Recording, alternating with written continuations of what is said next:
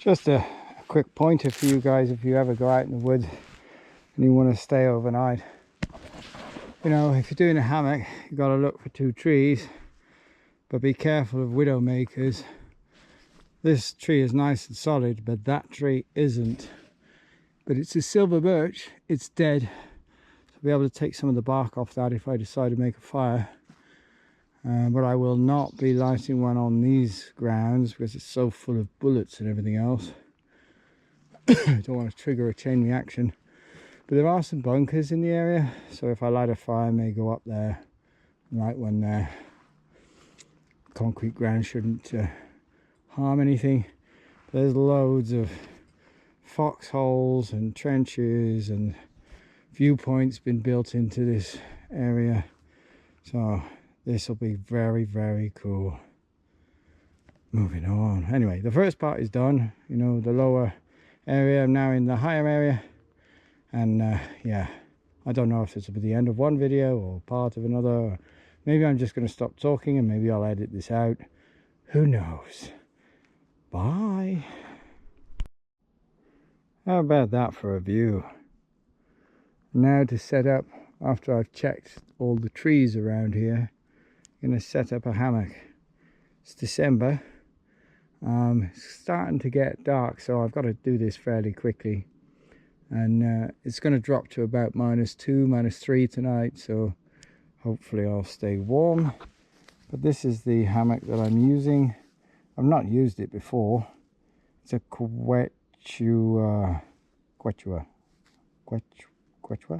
whatever. So I'll set this up, get myself ready, and then I'll bring you back in. Well, that's me set up for the night. Finally got 2 trees that kind of work. I've got 2 sleeping bags with me, one inside the other, and I have this sort of foam, stiff foam, so a bit like a yoga mat but harder, and you roll it out. How do I explain that? So you know, when you unroll something, you unroll this upside down so that it's staying flat. If you undo it just by rolling it out like a carpet, it folds up on itself very quickly, and during the night you'll find it up under your knees somewhere. So do it the other way, unroll it upside down, and then it stays in the bottom of the hammock. And it also helps keep the hammock sides apart, and you get a better night's sleep that way. Yeah, just some tips for you. Hammock camping in the woods is really fun. Well, that tree right there is what I call, and most people would call, a widowmaker. It's totally dead. So that could come down at any moment. So you do not want to put a hammock or tent or anything else near a tree like that. And there's another widowmaker just there. And that's a feeder for animals, deer or boar. So there's a hide here somewhere, and it's hunting season. So I'm going to be a little bit cautious, but that's why I've got my fluorescent yellow jacket on.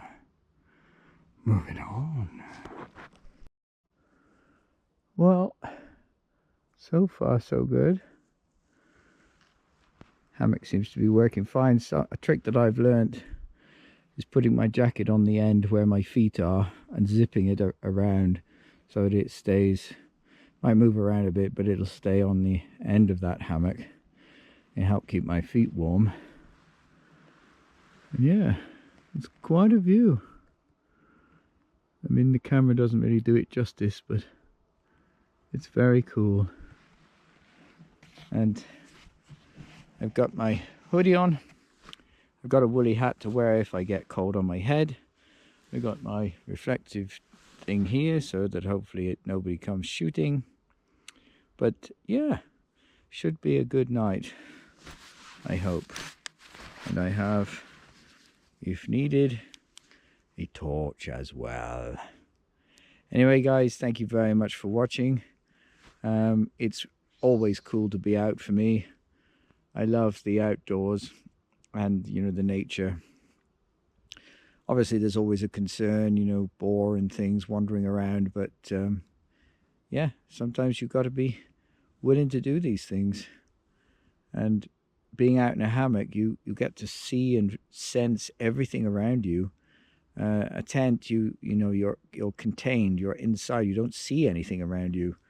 But here is very cool, seeing the mountains and the trees.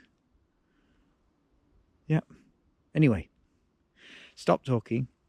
I shall get on with the overnighter and I will let you know how it goes. Moving on.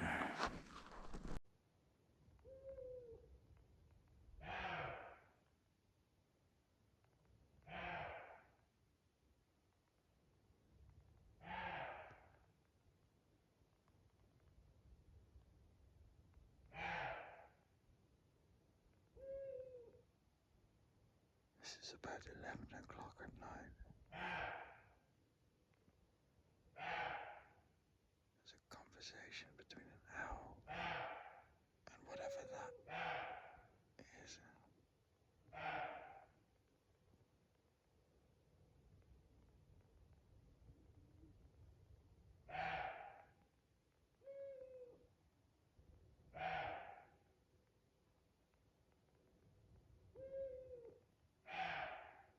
Wonder what they're saying. It's a strange man in a hammock.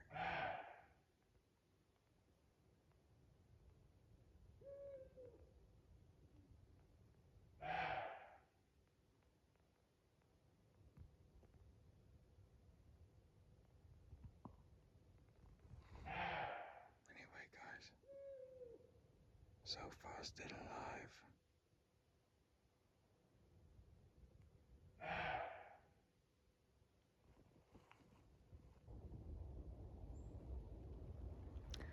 So this is sunrise in the morning after the night before.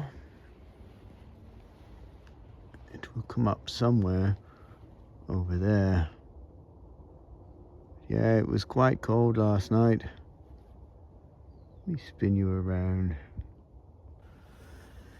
Yeah, so it was cold and noisy last night. I mean, it started off around 6, 7 o'clock in the evening. Boar came quite close and they were making their little piggy noises and squealing around. And there was a fox then after that, doing that strange screaming that they do.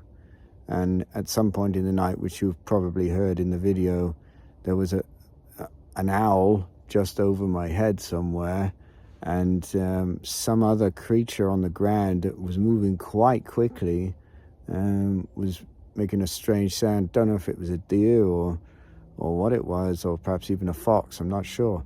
But yeah, it was it went on for quite a while. So yeah, interesting. Would have done things a little bit differently next time. I didn't bring my proper sleeping bag with me. I used a different one, which was a bit of a mistake. I wouldn't say I was cold, but there were times in the night when I wasn't particularly warm. But, you know, that's the way it goes sometimes. Anyway, it's time to get up. I will have something to eat, have a drink of water, and then go and have a look at a bunker nearby, German World War II bunker. So, wish you all a wonderful day. Thank you for keeping an eye on my videos, and I'll see you in a bit. Well, hello everybody. I'm just topping up on some fire lighting items. I'm using a wonderful bag that my friend in Finland made for me. He really did a beautiful job. It's a waterproof bag that he made. It's such a lovely item to have, and I'm using that to put my fire lighting equipment in because it's wax and keeps it nice and dry. And this is a silver birch.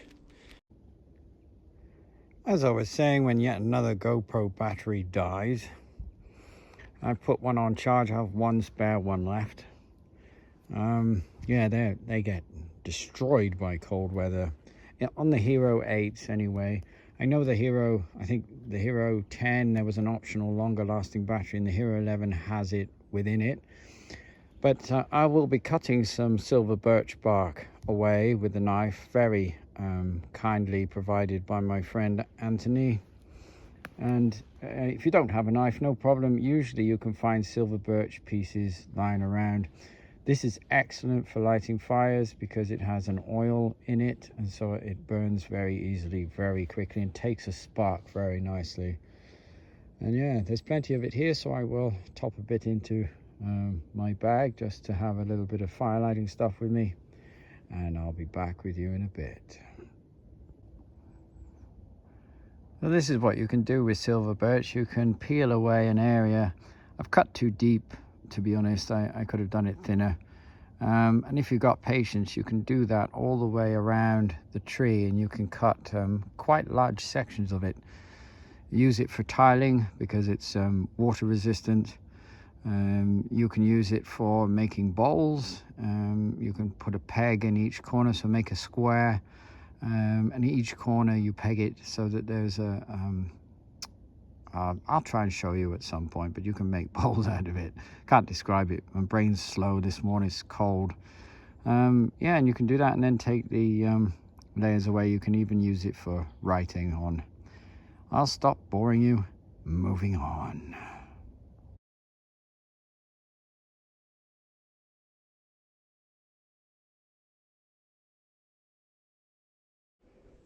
This is another very important thing for starting fires. This is pine sap.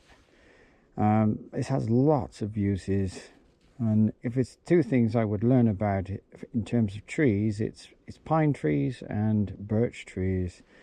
There are so many uses to them. This stuff burns like mad. It takes a spark very quickly and burns very, very hot. And yeah, they used to make Greek fire out of this. The Romans used it for burning ships, so this stuff really does burn. It can be used for chewing gum. You can use it for sealing wounds because it's antibacterial, and it can also be used for sealing pots and things like that.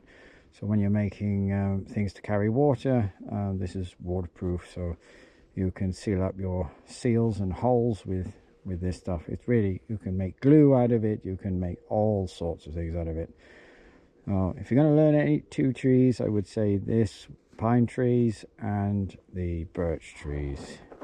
Moving on.